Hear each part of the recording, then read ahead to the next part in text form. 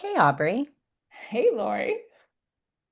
So I think that a topic worth talking about is the lack of precedence in independent school marketing that we're seeing these days. You and I have been doing this for a really long time, both in-house and as consultants. And why doesn't marketing get more attention? Why is it that there's no association, there's no precedence, there's no structure? Yeah, Why? I know. So it's so interesting because when I'm thinking about this, I always think like when you work in an independent or private school and I say the word admissions, Laurie, you have a clear idea in your head what that is, right?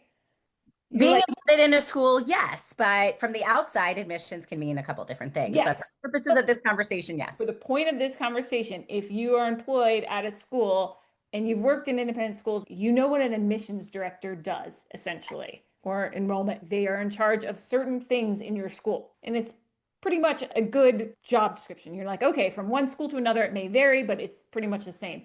Same with a development director, someone in fundraising. Like they have a defined, you are going to be raising money, right? You're going to be raising money, and these are the ways you're going to be raising money and building relationships, right?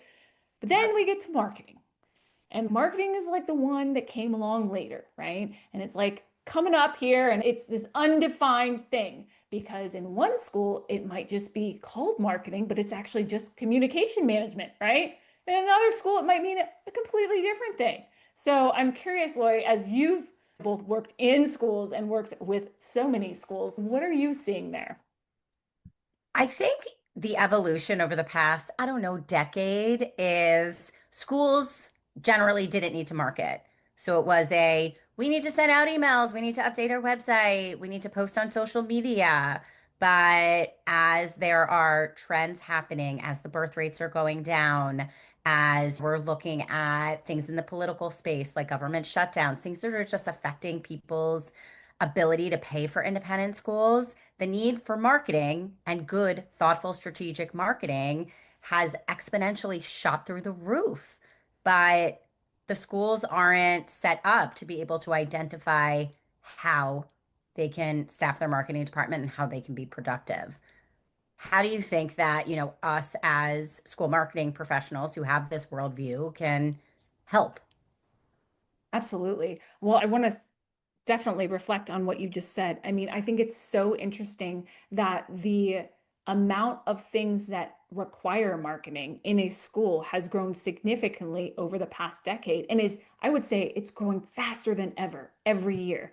I mean, look at AI, look at all the things happening in the general market. And if schools aren't looking at, hey, how are we making sure we're supporting these efforts and have staffing and budget to support these efforts, then they're missing a key component of the future because it's happening so fast. And having that strategic outlook, be able to look above and see all the moving parts and understand what's happening in our industry and beyond our industry, and being able to help schools both with strategy and then execution in marketing. We need that for schools. And if they don't have that, they're not setting themselves up for success in fundraising, in enrollment management, like all those areas that touch marketing. Well, I think also what I've seen quite a bit is schools promoting a role, a director of marketing communications, a marketing communications manager that has 2 dozen bullet points about what this person is responsible for, from supporting admission and development and brand stewardship and educational leadership and social media and email and all of these other things that to me, and hindsight, of course, is 2020, but I sat in a role like this. And are we setting our professionals up for burnout and failure? Yeah. And our expectations that they have to have X amount of experience, one, so they have to be super experienced. Then they have to know all the latest things that are going on. And then they have to be geniuses and all these, like, from like graphic design to like social media. That's a lot to ask. I don't know of one marketer in the space that could really fill that and be able to also have work-life balance, right? If we're saying like, are you going to leave the school before 8 p.m. at night with a job, listing like that?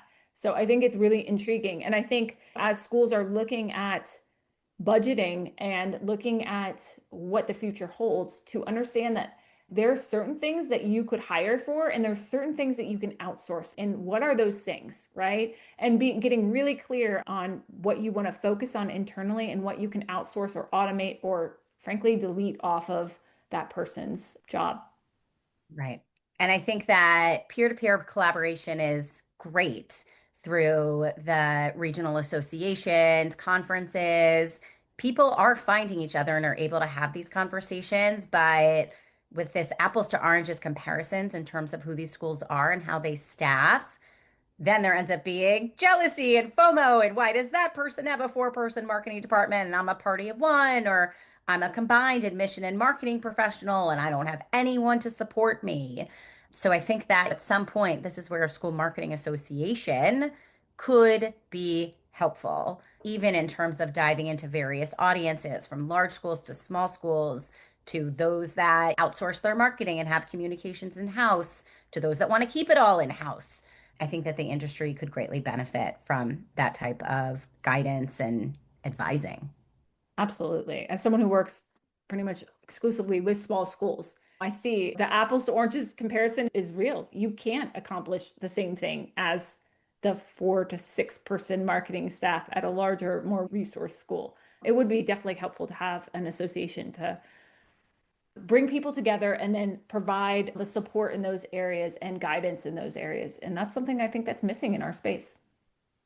We'll have to continue this conversation and see who can spearhead this effort.